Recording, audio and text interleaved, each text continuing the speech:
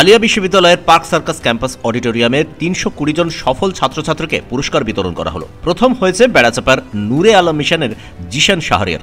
ষষ্ঠ শ্রেণীর ছাত্র সে। ৪,০০০ ছাত্রছাত্রী মোস্তাক হোসেন ট্যালেন্ট সার্চ ২০২৫-এ অংশগ্রহণ করে। GD study circle checkmate career অনুসন্ধান কমিটির সহায়তায় মোস্তাক হোসেন ট্যালেন্ট সার্চ।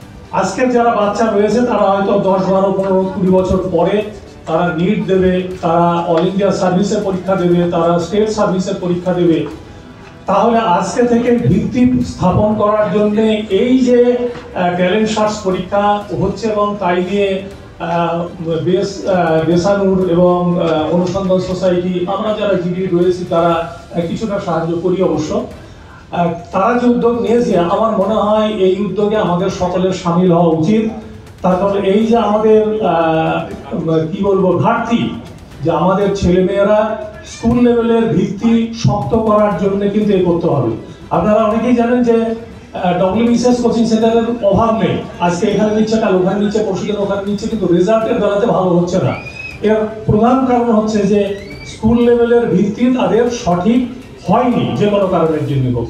আমাদের এই দায়িত্বটা আমাদের কিন্তু ভর্তি হয়েছে এবং আমাদের কিন্তু নিতে হবে। আজকে এই অনুসন্ধান সোসাইটি এবং বেস্ট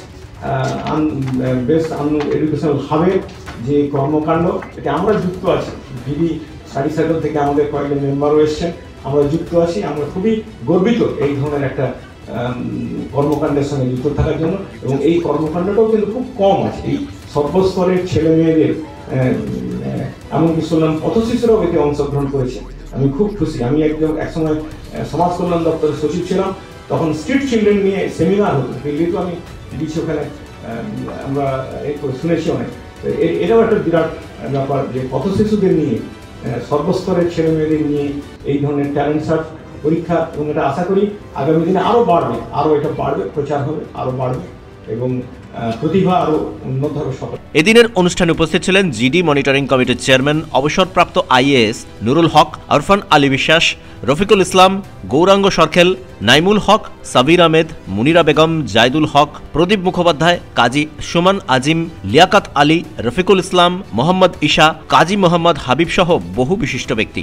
বেস এডুকেশনাল হাবের সম্পাদক খাদিমুল ইসলাম সমগ্র অনুষ্ঠানটি পরিচালনা করেন। অনুষ্ঠানে উপস্থিত বিশিষ্টরা পড়াশোনায় ছাত্রছাত্রীদের উৎসাহ প্রদানে পরামর্শ দেন। ক্যামেরায় খালিদুর রহিমের সঙ্গে শেখ কুতুবুদ্দিনের রিপোর্ট, পূবের কলম ডিজিটাল।